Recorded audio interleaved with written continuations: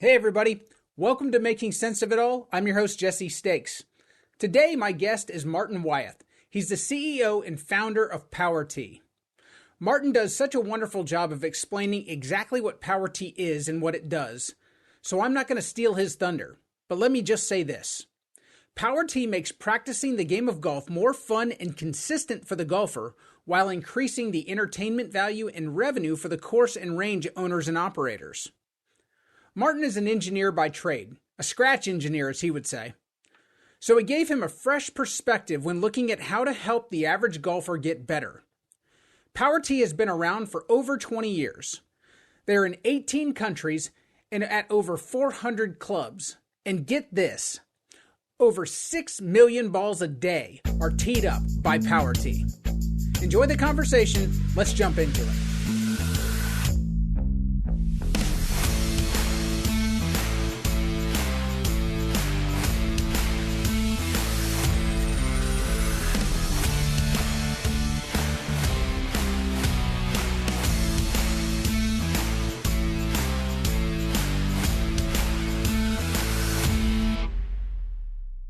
Hey everybody, welcome to Making Sense of It All. I'm your host Jesse Stakes, and today I have Martin Wyeth from Power Tea. Martin, thank you so much for joining me. Thank you, Jesse. Pleasure to be here. So Martin, you and I have known each other for a while, but for the benefit of my audience, can you tell them about Power Tea and what you guys do? Sure. Thanks, Jesse. Power Tea is a training aid for golf, which is usually enough to turn people off straight away. There's plenty of them out there. It's one of the simplest training aids you can conceive of. We simply re-tee the ball for the golfer after they've hit it. So the way the product works is you go to your practice range, driving range, teeing area. Our machine sits in the ground. It looks somewhat like a normal golf mat. But you have a control panel which sits in front of the golfer. They pour the bucket of balls into the hopper at the back, which is a sort of inconspicuous black lid. The ball pops up on the tee, and you then use the control panel to set your tee height. We have a wide selection of tee heights. The golfer then, figures out what kind of shot, what they're trying to do with their practice session. As soon as they hit the ball, by the time it lands in the outfield, they're assuming you hit it reasonably well, of course. There's a new one teed up, ready to go at the same height. So it sounds really simple. And the first thing people say is, oh, great, saves you bending over. There's a lot more to it than that. Power Tea is a great tool for grooving in a swing change, for building confidence, for, experimentation. So with a traditional method where you have to bend over and tee the ball up, you're losing your grip, you're losing your stance, you're losing your posture, you're losing your train of thought. If you're in a grubby outfield where the grass is there, worn away and the ball's dirty, you've got distractions with dirt on the club, dirt on the ball. So what we're trying to create with Power Tea is a really crystal clear environment, which basically revolves around just you and the ball. So whatever you're trying to achieve with your practice session, whether it's warming up, whether it's a swing change, whatever it is, you really remain completely undistracted during your practice session. I think what I'm hearing is that you're eliminating variables from something that can be very complicated for somebody who's trying to learn the game or who's trying to get better at the game. You're eliminating variables that they no longer have to worry about or be concerned about. Yeah, that's exactly right. And one of the things we battle with is getting people to understand that golf is different for everybody. And if you're a beginner, for example, and you have very, very little discipline in terms of setup routine, then having that ball back to you really does enable you to stay in position and, just try and hit the ball. We've Sure. all, I think, most people who started late in life have had plenty of air shots or whiffs or whatever you want to call them. So, someone at that end of the sport, right at the beginning, will find Power Tea a great confidence builder. because when they eventually find something that works, it allows them to stay in position and repeat it, and build some confidence to learn that basically if you do the right thing, you can get the ball in the air, you can hit it down the outfield. And of course, every now and then it comes out the middle, and it's that exciting feeling of, whoa, did I really do that? So Absolutely. If you're a beginner, it's one thing. If you're Jim Furyk, who has one in his backyard, it's another thing. So Jim was a setup junkie when he was young and he was up and coming. And he says, and I believe him, that on the range, he would go through his entire setup routine for every single shot. And if you've ever watched golf, that's quite a time-consuming process for a PGA pro. No doubt. And he's evolved. He trusts his swing, is his swing mantra. He still works hard on setup, but once he knows he's in position, he just basically shuts down the brain and swings the club. He knows his swing. As he puts it, he swung the club so many times. And what a great thing to be able to do, to just trust your swing. No doubt. But for him now, with Power Tee, the surfaces are fantastic, and he knows that. And I think that's probably one of the main reasons he's endorsed us.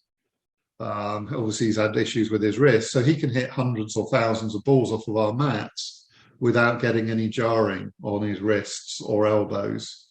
But he says now, to keep his game in shape, he just wants to get in the reps. He just wants to keep hitting the ball, get the reps in. So, these are the two ends of the spectrum, and there's everything in between. So Martin, I'd love to. I want to jump into everything about Power Tee now, but I really want to kind of pull back for a second. What inspired you to start Power Tee? How did you come up with the idea in the first place? Cool, that's a good question. Thanks, Jesse. I was learning to play golf. It's as simple as that. My background is in engineering. I'm a scratch engineer. I think that's kind of an important piece to this. Yeah, I'm an inventor by nature. I'm, one of those unhappy people that's always looking to improve things. Nothing's ever good enough, which is a fundamental trait of humanity if you look at us. So I was learning to play golf, to go and have a round of golf at Wentworth with some business colleagues that I just met. I really, really didn't want to embarrass myself.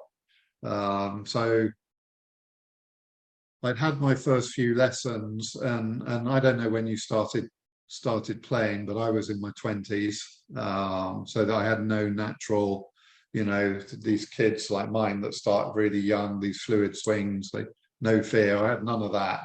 It was very mechanical. Your left hand here, your right hand there, head up, chin down, bend your legs, all these, a host of instructions to get you into what feels like the most unnatural position imaginable.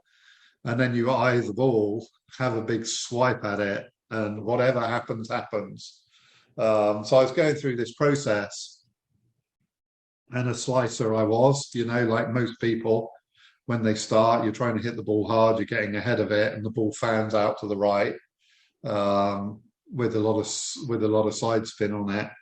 And then I'd sort of, frustration, bend over, pick up the ball, put the ball on the tee, go through the same checklist of items, take another swing at the ball, and lo and behold, it would, be one of these amazing shots, the one that keeps you coming back, and just straight down the middle of the range. And so I'm stood there as an engineer going, well, what the hell? What did I do? These felt identical. I did the same thing for each. Now, obviously, I didn't do the same thing. Otherwise, the ball would have done the same thing. So the idea was, as an engineer, if you're looking to diagnose a very complicated system that isn't working, you don't go in there and look at the circuit diagram and just start poking your way around and changing, oh, well, I think I'll change this, I'll change that, I'll change that, I'll change that. Then we'll power it up and see if it works. And the reason you don't do that is because the changes may cancel one another out. Sure. So it's a very simple process of diagnosis. You change one thing at a time and see what the net result is. So the hook idea with Power Tee was enables the golfer to get into position, focus really hard on what they're doing, hit the ball. Now, whatever it does, Power Tee enables you to come back to position, look at the ball, figure out what you think you need to do to correct that bad result. Now, if you want to put it in simple beginner's terms, if the club twitches in your hand and the ball shoots off to the right, you hit it out the toe. So there's not much mystery. You've got to either reach for the ball or you've got to move into the ball. So if you scull the ball, you hit it on top, you've got to stay down. And that for beginners is where I think the charm of Power Tee is, because it enables you to make those corrections subconsciously. You watch kids on it, 2 bad shots and then they're in. And once they're hitting the ball well, you can see them enjoying themselves, see them repeating, and see them growing in confidence. And for kids, it's particularly good because obviously that's fun, whereas the converse of spraying the ball all over the place is not fun. No doubt. Well, and I got to imagine these driving ranges that are bringing Power Tee in. It makes golf more fun. It makes it more entertaining, and it makes it more accessible for more people to come to their driving range and experience success. Absolutely. You look at these facilities that are built out. A lot of them now are vast food and beverage empires built around the game of golf. When I offer a service to people personally, which in my case is my customers and ultimately they're golfers, I want it to be a great experience. And in golf, the great experience is having fun. Right. And in golf, having fun is hitting good golf shots. So you really want to do everything you can to facilitate your patrons enjoying themselves. And what we found over the years, really what's driven the success of Power Tee has not been its coaching benefits I guess, below the surface, this is exactly what's driven it, is the coaching and performance benefits. But really, it's found its home because it drives so much revenue. Right. If you get a busy driving range, whether it's a food and beverage outlet like Topgolf, or whether it's a typical old school driving range where you go to polish a game, we see an enormous increase in demographic appeal, which is fantastic. And we see that with people who have them at home. The guy's managed to twist his wife's arm into letting him buy a sim room or build a sim room. And then they put it's been there for some time. They stumble across us and say, oh, yeah, I want a Power Tee. All of a sudden, the kids are in there, the wife's in there, and it's fun because they can get into a groove, get into a rhythm, and hit the ball well. So we've become an enormous revenue generator for the range industry. And it's crazy. I think that there's a lot of golf courses that look at their range as just kind of an expense rather than looking at it as a revenue driver. And I think you're giving them that paradigm shift. You're allowing them to take a pretty large piece of land. It's probably bigger than 2 or 3 holes, and turn it into something that's one of the main revenue drivers of their whole property, rather than it being something that they feel like they just have to have.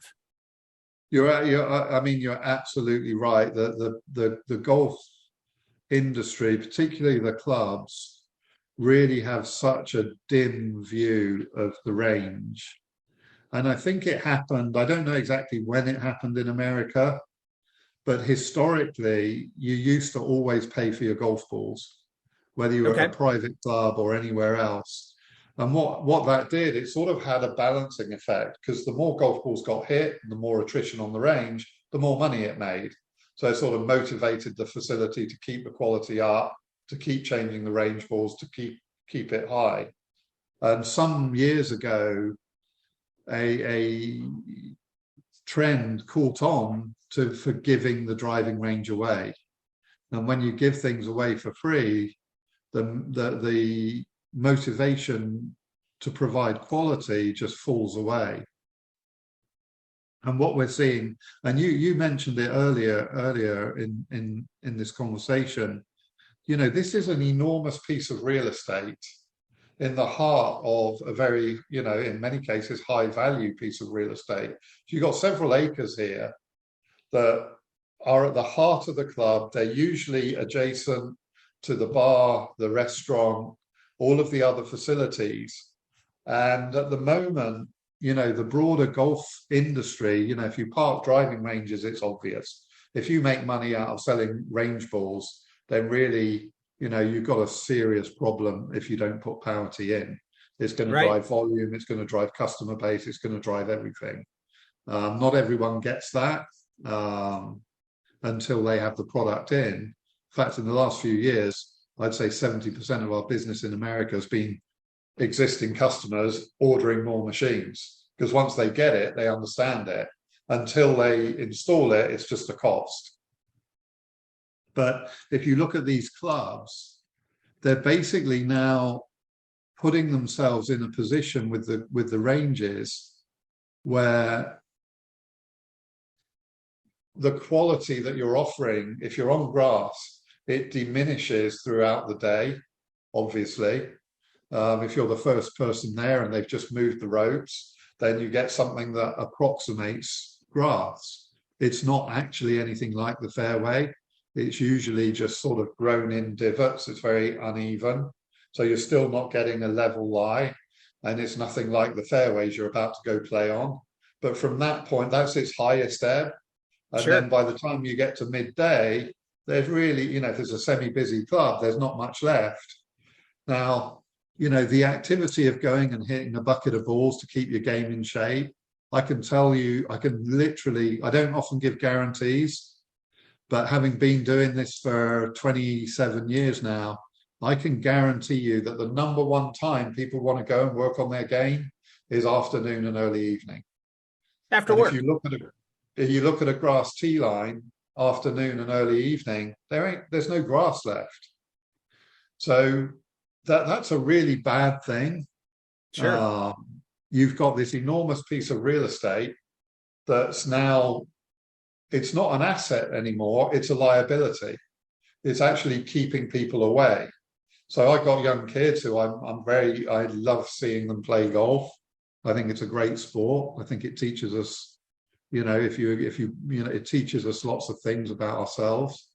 So, nothing I like more than seeing my kids play the game. But if I take them to the range in the afternoon, evening, I'm a member at Sawgrass Country Club. It's an abomination. There's no grass left. You have to, in order to hit the ball, you've got to find a little bit of grass to prop the ball up on. You load up on your left side. You're picking the club up steeply and chopping down on it. And that's, if you practice like that, you're going to play like that. Right. All the power in a golf swing is width. I used one of these simulators the other day that you grab the club and it shows you how such and such swings the club. So it basically it controls the club and you just follow it. Did it pull your shoulder out of socket? Oh, the width, unbelievable. I mean, two things were notable. One is the width coming back, and then the other one is the lag. When you're coming back down, how late the release is on the club to get that power. That's a good golf swing. You're not gonna pull that golf swing off when you're practicing out of dirt. It's just not going to happen. I mean, what I do with my son is I get him to tee the ball up. I don't, if I can get him to do it, I'll get him to tee the ball up, because otherwise he'll just rake it and just play bad shot after bad shot. And you look at your confidence meter in golf. If you're warming up like that, your confidence just drops. And that's a fascinating thing I learned through Rick Smith recently, was that when Jack Nicklaus was winning in his heyday, when he went to warm up, he didn't play anything down. From wedges all the way through the bag to drivers, he teed it up. And now you think about that, the most decorated golfer on the planet before he goes out to play, he's giving himself a favourable lie. Sure. And the only other anecdote I really know about Jack in terms of this sort of, why would he do that? You know, surely this guy can get the club on the ball in any conditions. Why would he do that? Well, someone once asked him when he was practicing, why are you practicing 2-foot putts? And he sort of looked at the, it's a sort of, you know, I'm about to go play. I want to build an image of the ball going into the hole. I don't want to miss. So it's building that psychological confidence, you know, that the anecdotes are almost endless of great golfers and coaches telling you that golf is a mental game and it's about mentally preparing yourself. Obviously, you have to do the practice. You have to get a functional swing. But when you go out there to play, you're not messing around with your swing. You're not experimenting. You're not thinking, oh, if I come back a bit more on the inside, I might be able to do this. You're trying to hit your marks. You're trying to keep the ball in play. You're trying to pick your landing spots. You're trying to get the ball round in the minimum number of strokes. So that was fascinating. You know, Jack Nicklaus tees it up before they play, and that's effectively what we're doing for amateur golfers. We're there to put the ball in front of them. You stay focused on what you want to do with the club, and we'll deliver the ball to you. It's always clean. The club is always clean. So what that means is your spin rates are always right. So if you're trying to shape the ball, there's no danger of there being sand on the club face or dirt in the grooves or sand on the back of the ball. We all know with fairway bunker shots, if you catch it a little heavy, you pick a bit of sand up, the ball goes nowhere. And it's the same when you're practicing. You know, I've watched people, even low handicap golfers, practicing, and it's astonishing. They never clean their golf club. So they're standing there grinding away, taking big divots, and the grooves are clogging with impacted dirt. They've got grass building up on the face. Your spin rates are going to be all over the place. And spin significantly affects the distance that a ball flies, and obviously the shape of the shot. So, well, to your point, it's all effort. It's all something that somebody they have to break the monotony or the routine of continuing to pound balls to actually create a process around what they're doing. So you're kind of meeting them halfway with Power Tee. You're creating a tool that better players can use to get better and more consistent, but you're also creating a tool to where the average or the recreational golfer can go have a better time doing something that they would typically do out of in a lesser environment. I think it's an excellent invention. Thank you. Yeah, I mean the proof is with all technologies is really in the consumer. And the consumer, when we first put the first machines in England, people were talking about the product on a 40-mile radius, which in England is insane because you drive 40 miles, you know, in the south of the UK and you're going to pass 5 or 6 golf courses. And it's that love the consumer has of Power Tee that's really driven both us and our customers forward. So with that, like, let's talk about that a little bit, because you started your company in the United Kingdom. That's where you're originally from, and it's the birthplace of golf. So you guys have had a tremendous buy-in from your home market, correct? Ultimately, yes. It took a whole year to sell the first system. I'm not saying a whole year full time. I was busy doing other things, but once the product was developed to a point where it could be demoed, I took it around. We built some onto a trailer, towed it around the UK, and we got a lot of very positive feedback from the range owners, but no one really had the confidence. Like, it's, who the hell are you? Are you even going to be here next week? You're not in the golf industry. You're not, what is this? 25 years later, or more than 25 years later, here you are. Yeah, well, now about 80% of the UK's ranges have got Power Tee. So, it was a really difficult process cracking that market. And we didn't do anything magic. It was just old-fashioned shoe leather and hard work. Made a lot of errors on the way, but yeah, it's incredible where it is now. We tee up 6 million balls a day, roughly.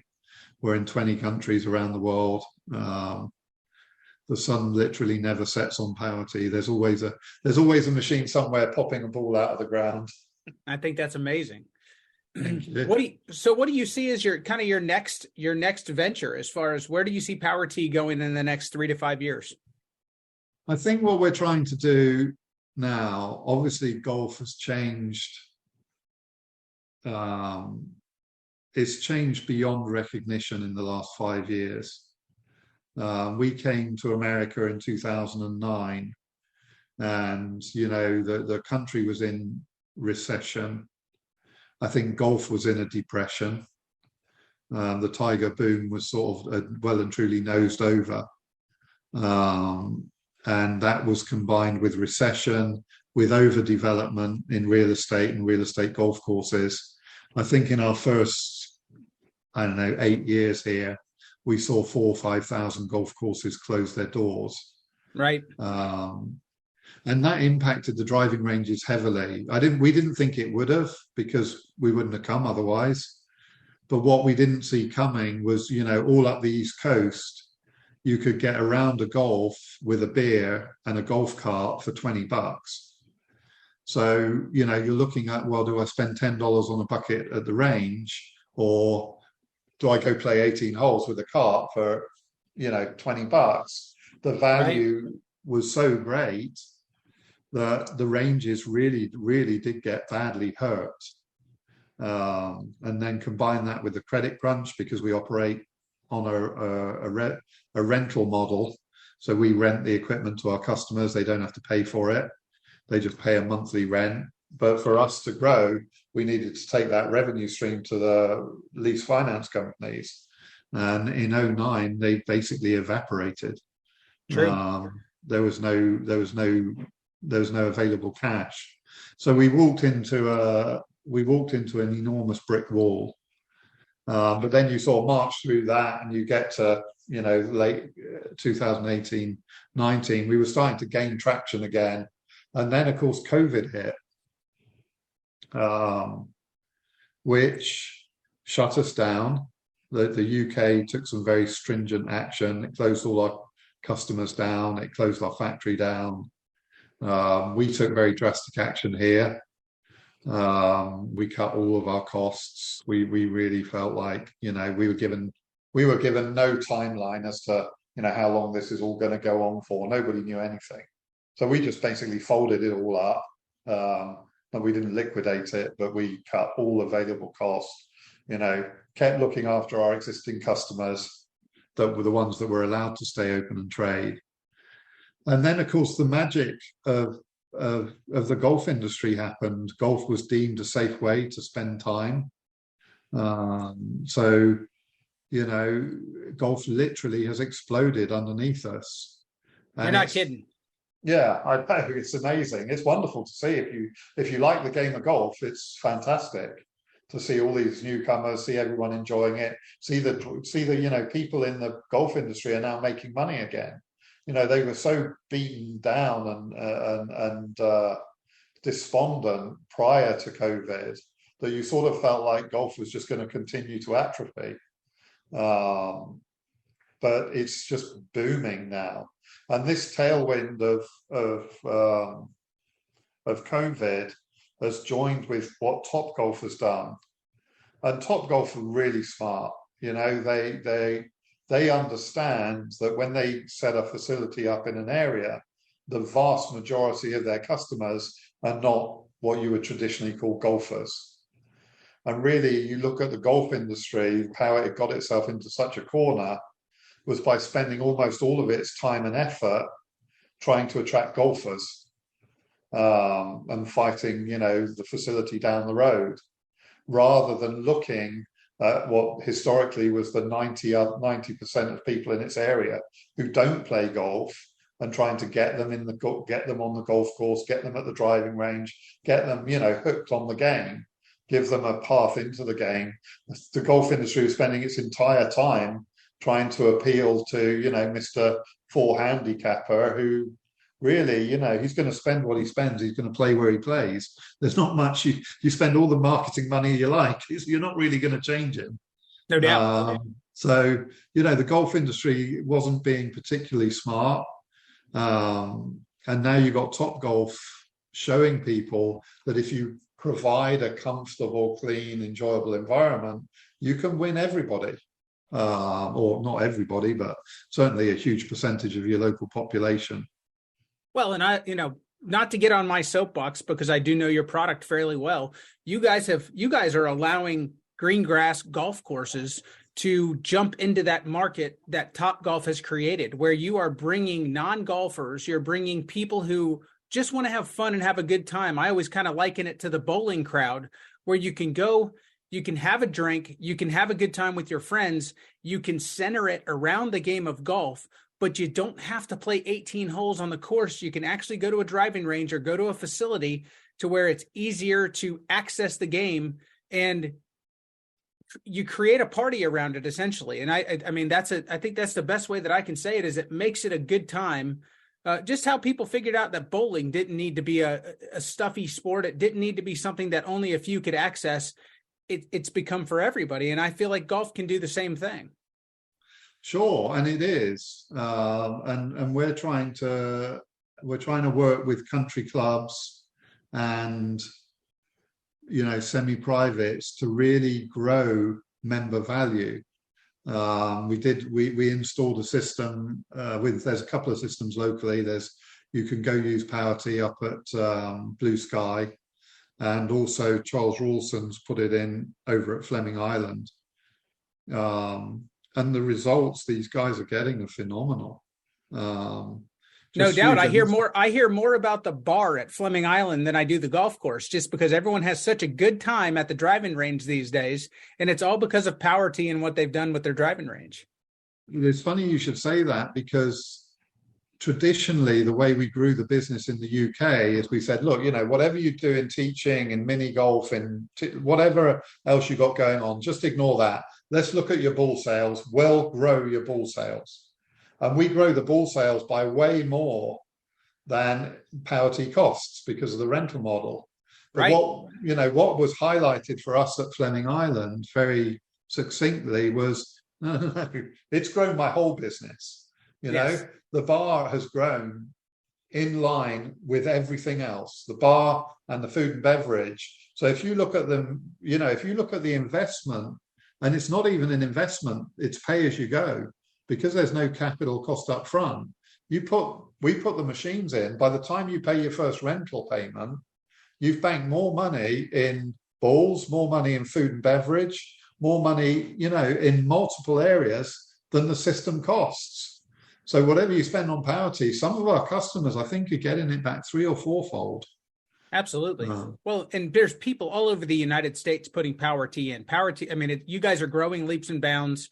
People are seeing the value in it. I know that, we've talked about it before. One of the ways that you are introducing this to other courses is through the PGA merchandise show every year in January, correct? Yeah, absolutely. Yeah, this year, it closed, obviously there was 1 year it closed, but the year just gone, we had an incredible show. We did over $1 million on the first day. That's amazing. And when you consider our first PGA show, which was, I think it may have been 2010, I don't think we went on the first year, maybe 10 or 11. I think we got 3 inquiries for the whole show. And I have to say that was probably one of the most depressing things I've ever seen. I've never seen a group of people so demotivated as the PGA show that year. It really was post the crash. It was very, very lackluster. And it didn't get a lot better for quite a few years. Right. I'll tell you, Martin, I'd love to continue to talk about this, but I think that we could do a whole nother episode on, all the things to do with PowerT. But if people want to learn more about PowerT, and if you have people that are interested in either having it installed on their driving range, or if there's somebody who would inquire about personal use, where can they find you guys? Well, PowerT.com, obviously. Easy enough. Yeah. That's the place to start. Guys, give us a ring. We're old fashioned. It's not, you can mooch around on our website all you like. And you can, everyone wants to know the price. Give us a ring. We're not pushy. It's not a simple process. It may be that Power Tea is not right for you. It may be that it is, but we're very consultative with the way we speak to people. And if it's not right for you, we'll tell you that. But if it is, we'll explain to you how it works. We'll have a look. We'll see if we can get someone up to do a site survey and see what we can do for you. I couldn't agree more. I mean, you guys offer a true partnership with the people who do decide to do business with you. Speaking for Power Tea and for Martin Wyeth, I think it's a great invention. It's a great service to be able to add for your clientele that are at your driving range and at your golf course. And I want to thank you very much, Martin, for joining me today. I think like I said, it's a great product. I think that it's very cool how golf has grown again in the last 3 years. And it's for me, I think it's cool how you guys have plugged in and how you guys are adding value at the golf courses that you do business with. Thank you, Jesse. Yeah, everyone in the golf industry is excited. Everyone's holding their breath a little bit, wondering how long it's going to go on for.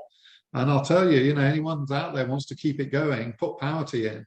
Get your customers having fun, get them improving, get them understanding they can hit good shots, and you're going to keep it going a lot longer than if you just sit on your hands and take the money as a sort of gift. Get out there and keep pushing, keep growing your business. Amen to that. Thanks, Martin. I appreciate you joining me. Okay, thanks, Jesse. Power Tea flat out makes sense.